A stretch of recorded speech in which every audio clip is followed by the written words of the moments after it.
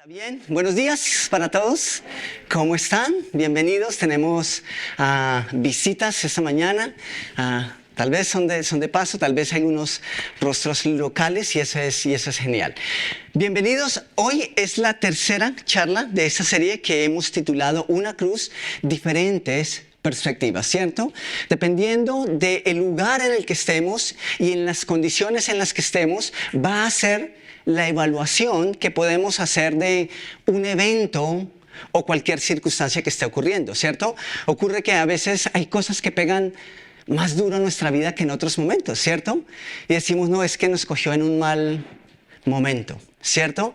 Todo depende de mi perspectiva, de cómo estoy, de las condiciones, y asimismo son las conclusiones a las que puedo llegar en un momento determinado respecto a algo.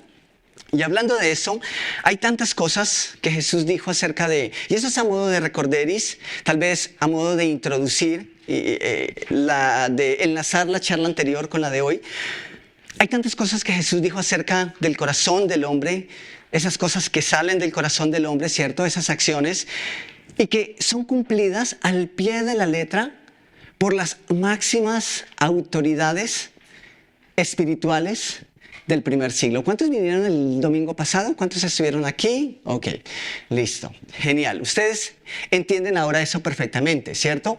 Todos los religiosos, fueran sacerdotes, saduceos, ancianos, fariseos, escribas, todos ellos que eran la autoridad, realmente sus acciones reflejaban todo lo que Jesús dijo acerca de lo hipócrita que puede ser el corazón del hombre.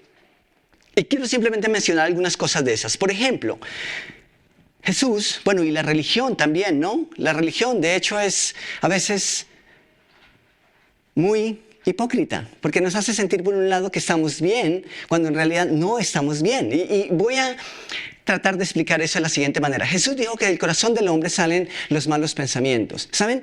Toda acción, por lo general, es precedida, ¿por qué?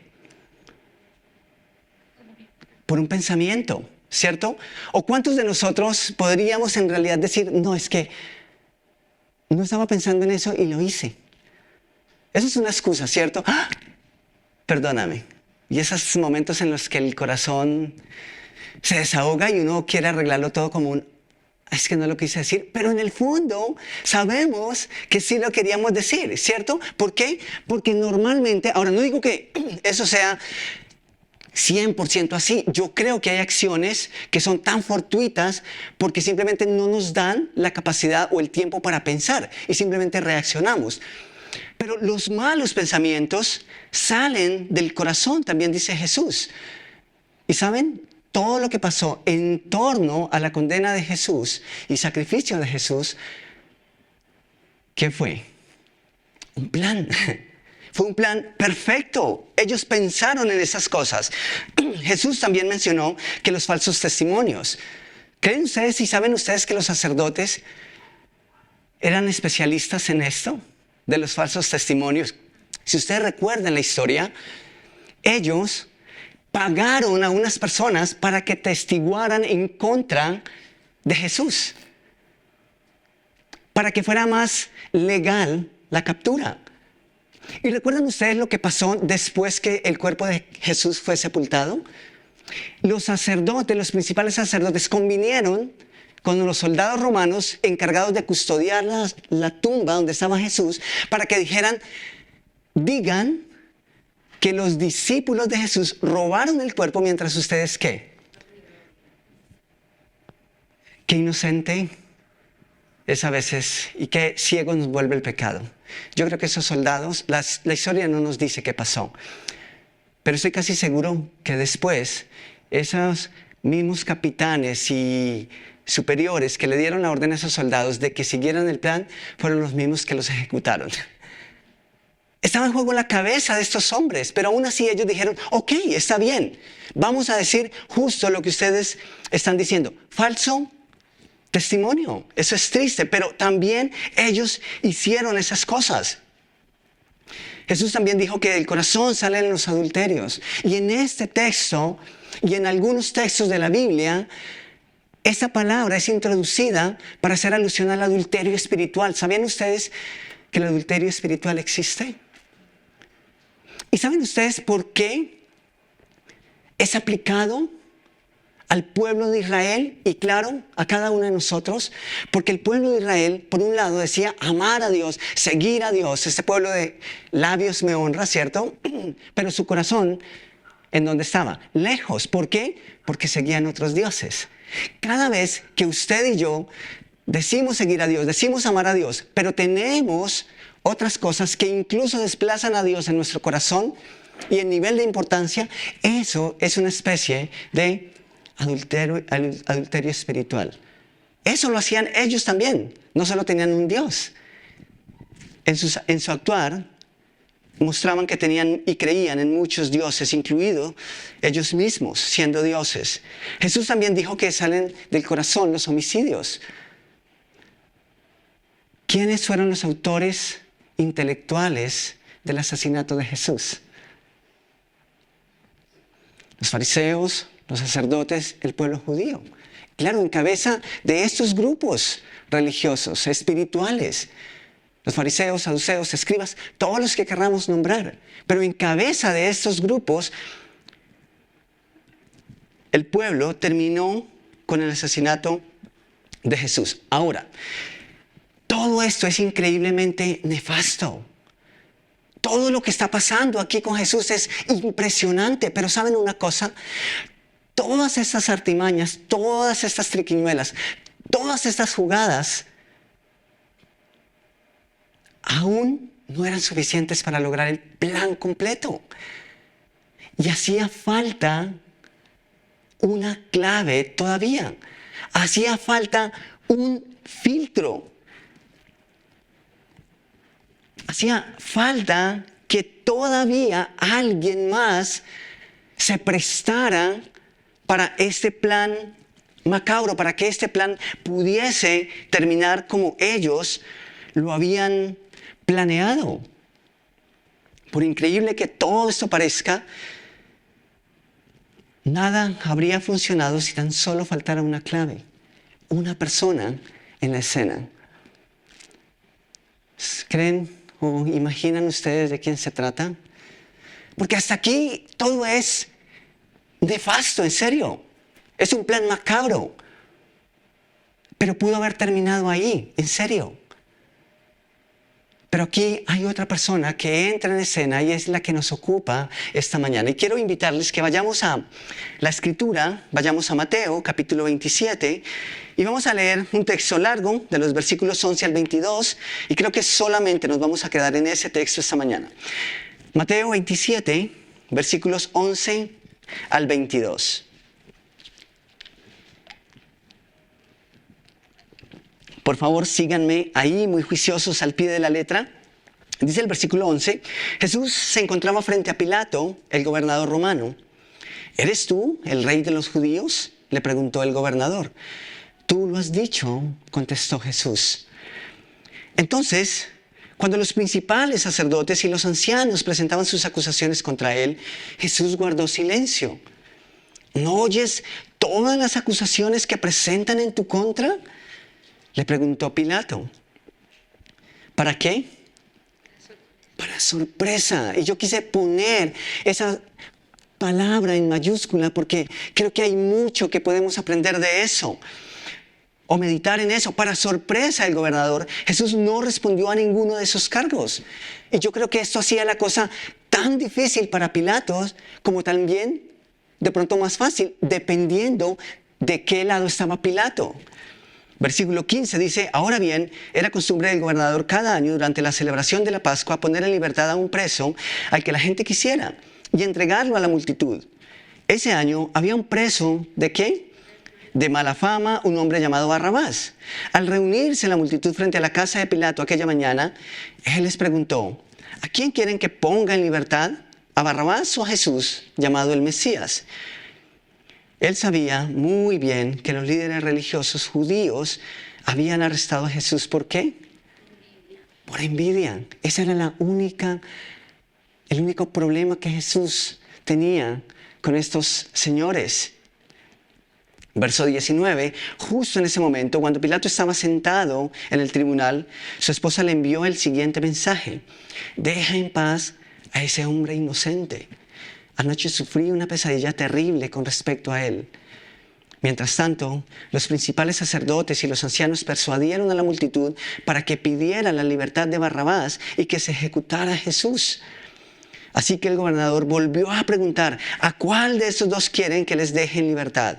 ¿A Barrabás? A Barrabás, contestó la multitud a gritos. Entonces, ¿qué hago con Jesús, llamado el Mesías?, preguntó Pilato. A lo que la multitud respondió: crucifícalo. Voz del pueblo no siempre es voz de Dios, ¿cierto? No siempre es voz de Dios. Ese es el adagio popular, dice: voz del pueblo, voz de Dios. Para donde va la mayoría, por ahí es, ¿cierto?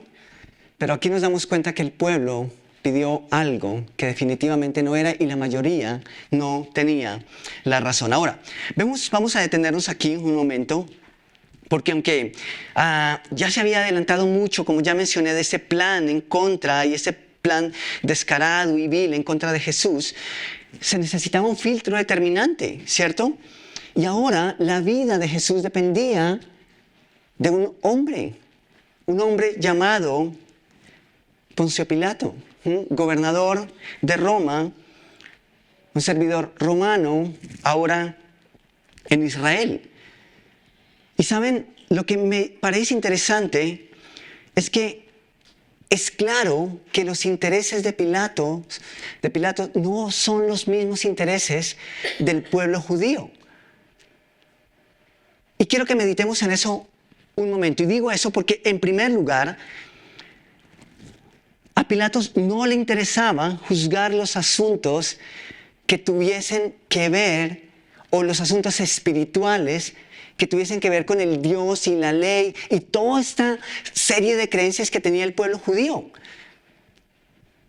Mira, nosotros vemos en la Escritura que de una u otra forma Pilatos decía: este no es mi asunto. De hecho, Pilatos envió a Jesús a Herodes se lo devolvió, y Jesús estuvo en un vaivén, porque ellos, aunque lo consideraban inocente, no querían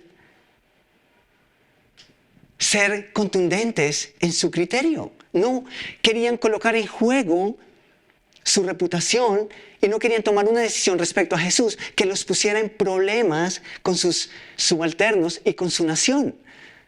Entonces, es claro que hasta este punto a Pilatos no le interesaba juzgar ningún asunto que tuviese que ver con la religión de Israel. No querían. No les interesaba. De hecho, para los romanos, y eso es historia, era una ventaja permitirles a los judíos adorar a su Dios. ¿Por qué? Porque así trabajaban mejor. Cuando nosotros hablamos del concepto universal de iglesia, parte mucho y en gran parte tiene que ver con ese principio. Los judíos decían: déjenos adorar a nuestro Dios y nosotros le servimos. No hay problema. ¿Qué hicieron los romanos? Pues no hay problema, adoren a su Dios. Todos seguimos ¿a quién? Al mismo Dios. Entonces no hay problema, pero trabajen. Por principios, ellos eran buenos empleados, buenos trabajadores, por temor a su Dios. Y entonces eso era bueno. Así que a Pilatos no le importaba eso. Eso no era nada relevante para Pilatos. Pero dos, aun cuando fuese relevante, en muchas ocasiones nosotros leemos que Pilatos dijo: no encuentro nada en contra de este hombre. Ya fuese por su nacionalidad como romano, que no importaban esos asuntos de Israel, o a criterio o a modo personal, Pilato, siempre que miró a Jesús, supo en su corazón, en su mente, que Jesús era un hombre inocente. La pregunta que nos queda es: entonces, ¿por qué accedió? ¿Por qué terminó por legalizar la ejecución de un hombre que él sabía que era inocente? ¿Saben algo interesante? Y eso no es relato bíblico, pero es historia fidedigna. Se han encontrado escritos y hay historiadores del primer siglo fidedignos que escribieron acerca de esto y está documentado, que dicen que en el momento en el que Jesús se enfrentaba o entraba para ser interrogado por Pilato, había una carta que iba en camino al emperador Tiberio, que era el jefe de Pilato. Y esa carta era una carta que buscaba acusar a Pilatos por todo lo que él había hecho a su llegada a Israel. Había ejecutado algunas masacres, había hecho mucho daño. Y en ese mismo momento eso estaba pasando, son dos cosas paralelas. De hecho, hay más documentos de cartas en los que simplemente ellos intercambian información. Pilatos, el emperador, también con Herodes, y están hablando del asunto. Y se conoce de un documento final en el que Tiberio finalmente logra llamar a Pilato después de que Jesús es ejecutado y lo llama a cuentas porque, sabiendo que Jesús era inocente, oficializó su condena. Eso es diferente. Y esa sí es una razón de peso para este hombre. ¿Qué estaba en juego entonces para Pilato? Su puesto, su cargo, su reputación. Y saben, esa historia, que aunque apócrifa, porque son documentos apócrifos, es decir, no fueron incluidos en el canon bíblico, pero no por eso no quiere decir que no hablen de una historia que es real. Y esta historia corre de manera perfecta con el relato bíblico. Entonces, eso sí pesaba en las espaldas de Pilatos. Y quizás está en la razón final por la que él termina condenando a Jesús. Aun cuando sabe que es inocente, él estaba cuidando, como decimos, su puesto. Estaba cuidando su imagen, estaba cuidando su reputación. No le convenía tener en contra al pueblo. Y antes que ceder y sucumbir ante un pueblo, una multitud, dijo, por más inocente que sea este hombre, es preferible que yo lo haga con él y que tenga en mis manos a la multitud. Quiero que miremos ahí en Mateo 27, versículos 12 y 14. Y vamos a mirar simplemente, vamos a ir saltando algunos versículos porque quiero que podamos extraer lo más significativo de estos textos. Los versículos 12 al 14 nos dicen: entonces, cuando los principales sacerdotes y los ancianos presentaron sus acusaciones contra él, es decir, contra Jesús, él guardó silencio.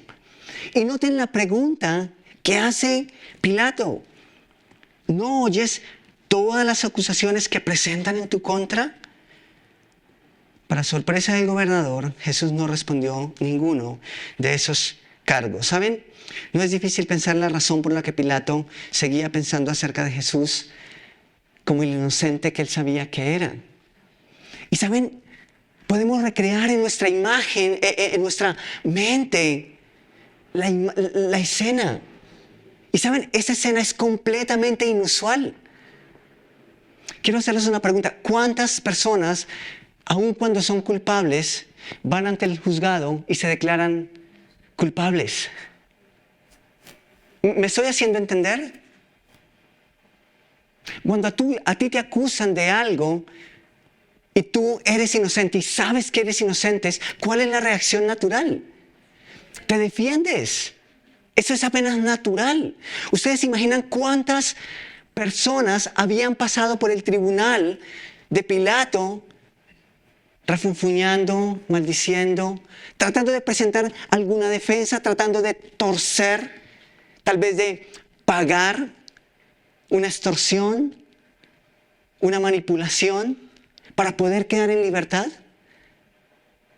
Pero esta vez Pilato es normal que esté sorprendido porque aunque están acusando a Jesús y porque está próximo a la ejecución, si él no presenta defensa, aún así Jesús guarda silencio.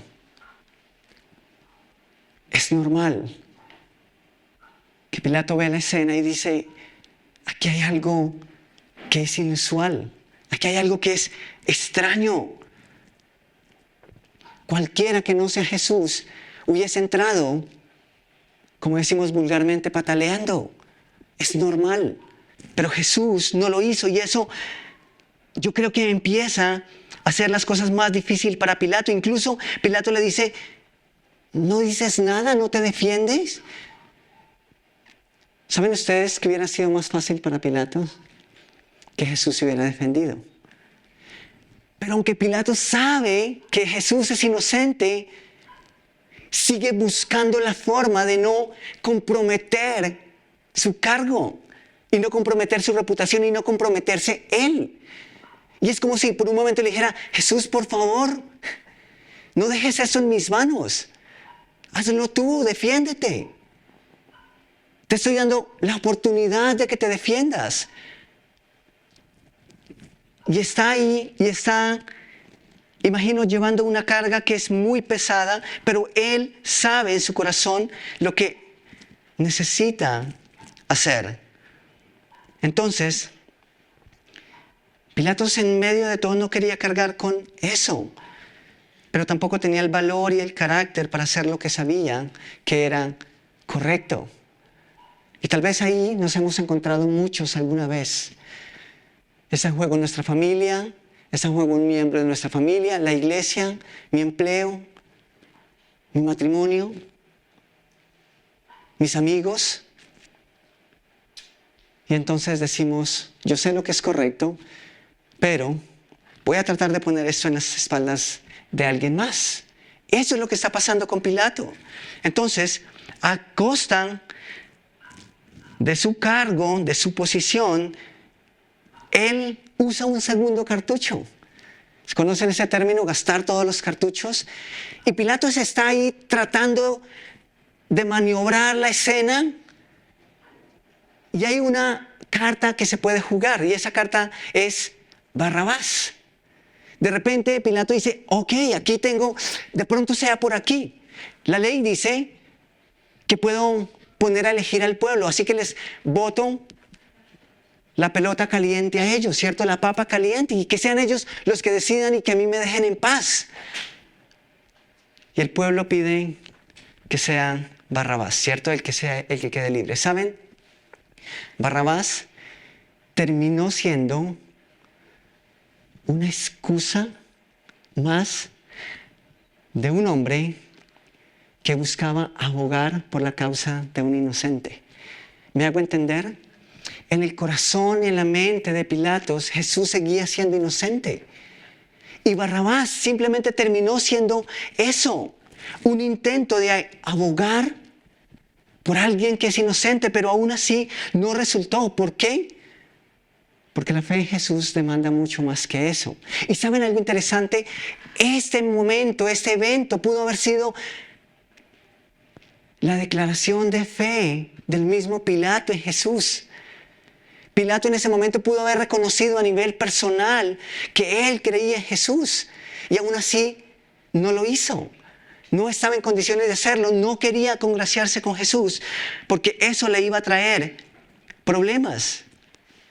Entonces, nosotros sabemos que desafortunadamente Pilatos perdió a Jesús, perdió su oportunidad de manera lamentable, porque no quería perder otra cosa. Y creo que aquí se aplica lo que Jesús también dijo, que no se puede servir a dos señores. ¿Recuerdan? Y Pilatos estaba tratando de hacer un montón de cosas para mantener las dos. Para mantener a Jesús como el inocente que él sabía que era, pero también para mantener al pueblo contento, para mantener al pueblo tranquilo. Pilato no podía dejar por inocente a Jesús y mantener al pueblo en completa paz.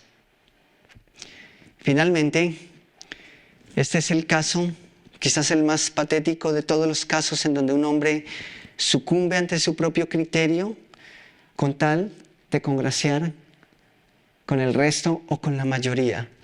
en donde puede más mi lugar, el lugar de un simple mortal, que el plan de Dios. Aún de mi prójimo, cuando el prójimo es Dios mismo. Y Pilatos está ahí. Y creo que sigue luchando con esa situación. ¿Quién dijo que defender la verdad es fácil? Y a Pilatos le tocó. Y tal vez a usted y a mí también nos va a tocar.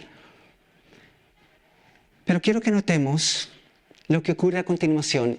Y en toda esa escena aparece un personaje que, aunque no es el personaje principal, y aunque solo Mateo de los evangelistas lo menciona, creo que hay un interés en Mateo en que nosotros entendamos lo que Dios hace en medio del caos que puede implicar el aceptar, el reconocer o el rechazar a Jesús.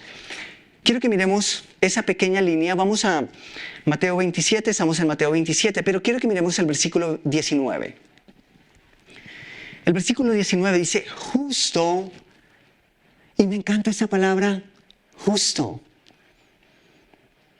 Yo creo que Dios no llega ni antes ni después. Dios y el mensaje de Dios llega justo en el momento correcto, en el momento que es. Y dice que justo en ese momento, cuando Pilato estaba sentado en el tribunal, su esposa le envió el siguiente mensaje: deja en paz a este hombre inocente. Anoche sufrí una pesadilla terrible con respecto a él. ¿Saben algo? La esposa de Pilatos es ese personaje. Y pudiéramos sacar tantas lecciones aquí, pero simplemente quiero referirme a 3 que creo que son bastante y lo suficientemente prácticas como para que nosotros tratemos de aplicarlas a nuestro diario vivir. Y ojalá que nosotros ahora mismo nos confrontamos y nos miramos respecto a esas 3 lecciones que creo que se pueden sacar de aquí. La primera lección es esta. En medio de la algarabía y el ruido que produce nuestro pecado en un mundo roto y devastado por él mismo, Dios susurra a nuestro oído. Esa es una realidad. Cuando Dios quiere hablarnos algo, lo hace. Y se vale de lo que sea. Se vale de quien sea. No le importa y Dios puede hacerlo. Y Pilatos está necesitando justo esto, justo ese mensaje para ratificar su posición de que Jesús es inocente. Y esta vez Dios usa una escena que es inusual. Dios usa el sueño ordinario de su esposa, de la esposa de Pilato, para dar un mensaje a este hombre. Y digo un sueño ordinario porque ciertamente este fue un sueño ordinario. Este sueño no es el mismo sueño que, por ejemplo, soñó José. Ahora, no es difícil pensar lo que estaba llevando también la esposa de Pilatos. ¿Ustedes se imaginan? Algunas personas dicen que posiblemente esa señora soñó con lo que iba a ser el momento de la crucifixión de Jesús. Soñó con el momento en que él iba a ser azotado. Soñó con el momento en que su esposo iba a ser el responsable de la vida de un inocente. Y tuvo eso todos estos días, y tal vez todo ese día, y las horas previas a irse a la cama, a su habitación. Así que es normal que tuviese una pesadilla con eso. Pero Dios usa esa situación ordinaria para enviar un mensaje a Pilato. Algunos dicen que tal vez eso era plan también del enemigo, tratando de obstruir el plan de Dios, porque finalmente Jesús tenía que morir. ¿Me hago entender? Entonces, tal vez el enemigo dijo, pues si Pilatos no condena a Jesús, tal vez Jesús no va a morir. Y el mundo sigue condenado sin la oportunidad de arrepentirse. ¿Me hago entender? Pero el punto es este. Dios le envía un mensaje a Pilatos. y le dice, haz lo que sabes que es correcto. Lo demás no importa. Yo me encargo del resto. Tristemente, nosotros conocemos cómo termina, ¿cierto? Charles Spurgeon dijo lo siguiente: Pilatos debía ser advertido para que luego su sentencia fuera su acto y su propia acción deliberada en contra de Jesús. Yo creo exactamente eso. Por eso mismo es que digo, ese pudo haber sido el momento en que Pilatos pudo haber declarado su fe en Jesús y haber experimentado la salvación y todo lo que Jesús ofrece. Pero en cambio, resultó en su condena. Y eso es lamentable, eso es tremendamente lamentable. Vamos a la segunda lección. La primera lección es, cuando Dios quiere hablarnos, lo hace en medio del ruido, que es el mundo. En medio del ruido que es el pecado. En medio del ruido que produce todo este estallido social y todo lo que nosotros sabemos que está mal en el mundo. En medio de esa realidad, Dios habla a nuestro corazón. La segunda lección tiene que ver con la pregunta de Pilatos. Pilato al final, sin más de qué echar mano, dice, ¿qué haré con Jesús? ¿Qué haré con Jesús? La respuesta a esta pregunta es personal. Y estoy tal vez seguro de que usted y yo, cuando leemos esas palabras, pensamos, wow, yo no quisiera estar en los zapatos de Pilatos. ¿Alguna vez has pensado eso? ¿Alguna vez has leído y has dicho, pobre Pilatos, pobre este hombre? Y yo creo que le tocó difícil. Yo creo que no fue fácil. Pero les digo algo, todos, en algún momento, estuvimos en la posición de Pilatos. Usted y yo en algún momento tuvimos y tenemos que responder a esa pregunta. ¿Qué haré con Jesús? Nadie, absolutamente nadie puede escapar a esa pregunta. No podemos evadirla. Tarde o temprano tenemos que contestarla. ¿Qué haré con Jesús? Eso le corresponde a cada ser humano. Así que tú ahorita tal vez lees esas palabras y dices, yo no quisiera estar en los zapatos de Pilato. ¿Sabes una cosa? Tal vez ahora mismo tú estás en los zapatos de Pilatos. Y tal vez ahora mismo tú necesitas responder la pregunta, si Jesús es real, ¿qué voy a hacer con Jesús? ¿Qué creo respecto a Jesús?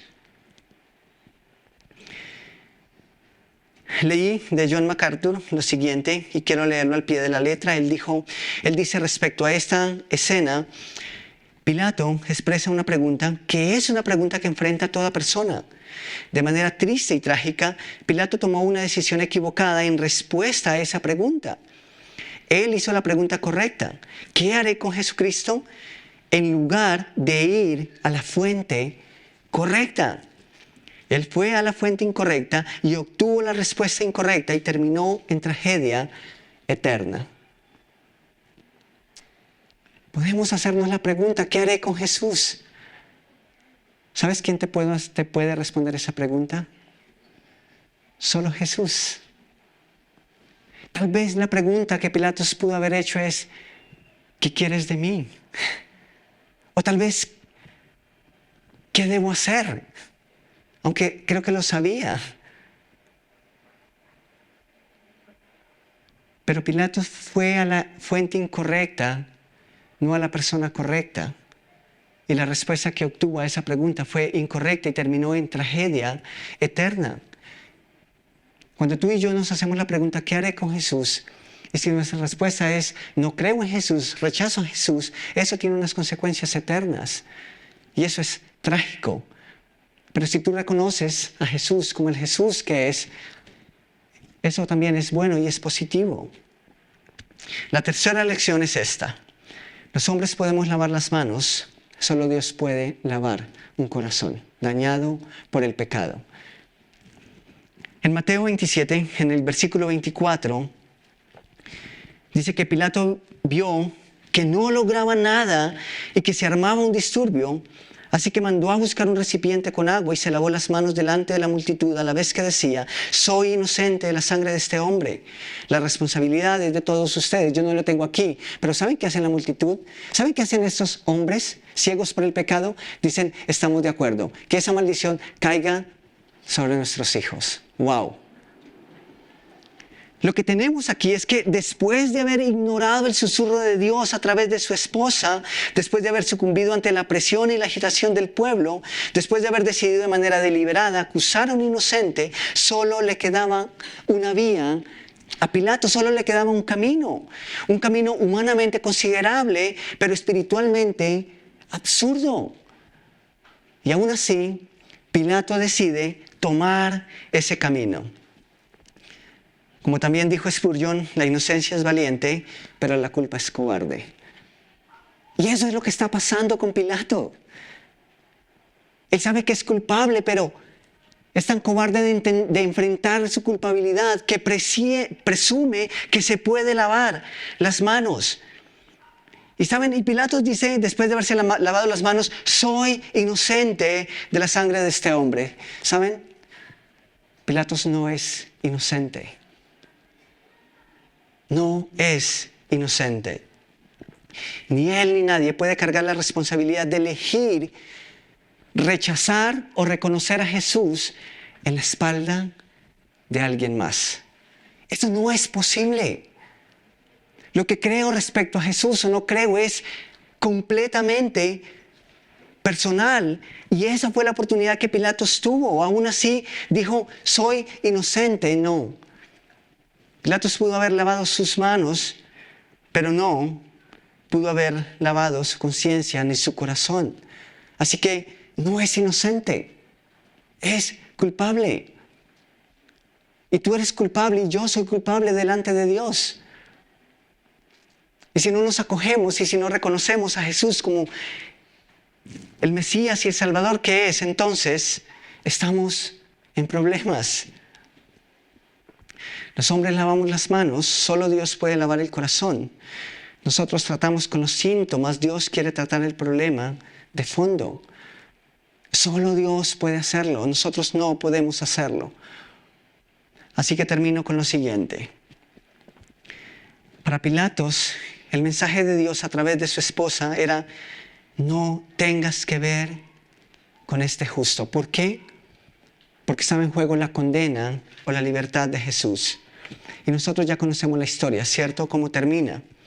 Pero para ti y para mí, el mensaje esta mañana de Jesús es: ten todo que ver conmigo.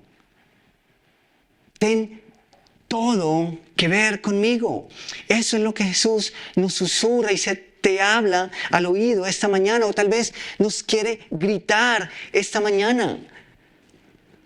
Tal vez Él nos dice: quiero que tengas todo que ver conmigo. Y todo comienza con la respuesta a la pregunta: ¿qué haré con Jesús? Me gustaría que por un momento pensaras y te pusieras en los zapatos de Pilato. ¿Qué le dirías a Jesús? Si estás frente a Él y te preguntas: ¿quién es Jesús? ¿Qué haré con Jesús? ¿Cuál sería tu respuesta? Si ya has creído en Jesús, Él te dice: quiero toda tu vida, todo tu ser, quiero todo de ti, quiero que todo tú, si te puede decir, tenga que ver conmigo. Nuestra historia no termina en un madero. No terminó tampoco el día que conocimos a Jesús. Ese día apenas comenzó toda nuestra historia con Él. Así que todos los días somos llamados a morir nosotros para que Cristo viva. A menguar, como dice el apóstol Pablo, para que Cristo crezca. La pregunta que nos queda a nosotros es: ¿somos diferentes a Pilatos en nuestro actuar diario? ¿O somos de los que presumimos que podemos salirnos por la tangente, que podemos evadir un poquito acá, manipular un poquito acá, para no meternos en problema? Esa es nuestra realidad. Iglesia, estamos en la misma condición de Pilatos. Todos somos responsables delante de Jesús. Y todos tenemos que responder la misma pregunta: ¿qué haré con Jesús? Si tú no has contestado a la pregunta esta mañana, yo te invito para que puedas responderla. Y quiero invitarles a que tomemos un momento para orar. Quiero que pienses en lo siguiente.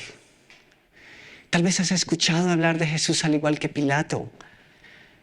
Tal vez has tenido la oportunidad de que personas en algún momento te hablen de manera puntual acerca de lo que Jesús hizo, pero acerca de quién es Jesús y por qué vino a morir en una cruz. ¿Por qué vino al mundo y por qué hacemos lo que hacemos? Enseñamos lo que enseñamos. ¿Y por qué vivimos y tratamos de vivir las vidas que llevamos como iglesia? Todo eso tiene que ver con una persona y tiene que ver con una obra y con un sacrificio y tiene que ver con Jesús. Cuando tenía apenas 16 años, Jesús me hizo esta pregunta a través de algunas personas. Y entonces mi respuesta es, para mí, ¿quién es Jesús? Para mí Jesús es un hijo de Dios que vino a darnos ejemplo.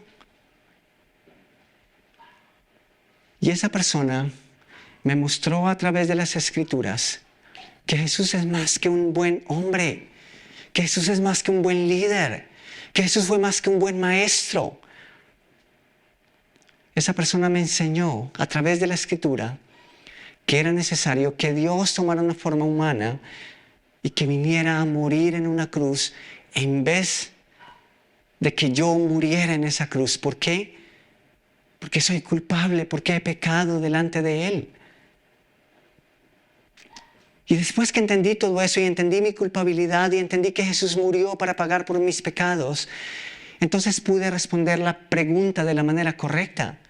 Y pude decir, Jesús, tú eres mi Salvador, tú eres mi Señor, tú eres el Mesías que fue prometido a la humanidad para que nosotros no tuviésemos que morir por nuestro pecado y para que tuviéramos y pudiésemos tener la oportunidad de establecer una relación con Dios y pasar una eternidad con Él. Así que yo te hago la pregunta a ti esta mañana. ¿Qué vas a hacer con Jesús? Jesús te hace esa pregunta hoy a ti. Ahora que me conoces, ahora que has escuchado de mí, ¿qué vas a hacer? ¿Qué decisión vas a tomar? Y si hay alguien que esta mañana tal vez diga, yo quiero creer que Jesús es mi Salvador, yo quiero que Él sea mi Señor, pero no sé cómo hacerlo, quiero que alguien me ayude a entender esa realidad, solo necesitas levantar la mano y con mano levantada alguien se te va a acercar o al final de ese tiempo podemos hablar de esas cosas. ¿Hay alguien? ¿Hay alguien que diga, yo quiero que Jesús sea mi Salvador? Levanta la mano. ¿Hay alguien?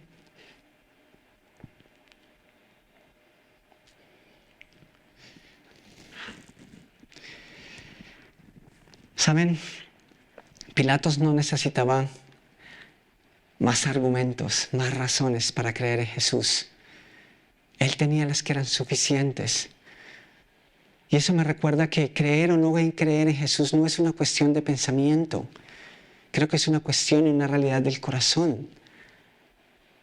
Porque aun cuando Pilatos tuvo todas las razones para dejarlo libre, en su corazón pudo más otras cosas y terminó por condenar a Jesús. Y lo mismo puede pasar con nosotros. Yo espero que es diferente. Yo espero que tal vez al terminar este día, tal vez el día de mañana, el día en que Dios te da la oportunidad, tú puedes responder a este interrogante de la manera correcta. Y Jesús, yo te doy muchas gracias Porque no fueron argumentos, no fueron razones las que tú me diste. Si me las das, tal vez ni siquiera las hubieras entendido. Pero me hablaste y me trataste con tanto amor y me hiciste entender de la manera más sencilla que yo era un pecador, que estaba lejos de ti y que cuando te maldecían, que cuando te escupían, que cuando te maltrataban física y psicológicamente, yo también estaba ahí. Aún así, me buscaste después que resucitaste. Y yo te doy muchas gracias por ello. Y mi oración, Señor, es que nosotros podamos llevar todas nuestras preguntas en todas las encrucijadas que podamos encontrarnos en nuestro día a día. Que nosotros podamos hacer lo que es correcto. Que no somos de esos que sucumbimos ante la presión, sino que somos gobernados por lo que tú sabes que es correcto y por lo que has instaurado como correcto y verdadero en nuestro corazón. Ayúdanos, Señor, a actuar conforme a nuestra fe. Y permite, Señor, que más y más personas puedan responder esta pregunta de la manera correcta. Que ellos puedan un día mirarte a los ojos y decir, sí, yo creí en ti, no me equivoqué. Tú eres el Salvador de mi alma. Por eso estamos aquí, Señor, y te rogamos que nos sigas guiando en esta gran labor que nos has dado. Gracias por darnos la oportunidad de reunirnos una vez más como tu iglesia, como tu familia, como tus hijos. En tu nombre, amén y amén. Bueno, bienvenidos a todos los que están hoy aquí. La verdad es que aunque hay un número como reducido, faltan varias personas, también podemos ver caras nuevas. Tenemos a una familia que nos está visitando, tenemos a Andrés, que él es un chico de la zona y hoy nos está acompañando. También te volvemos a ver, Jenny, y eso es muy chévere. Así que de verdad, bienvenidos y un aplauso para ustedes porque madrugaron.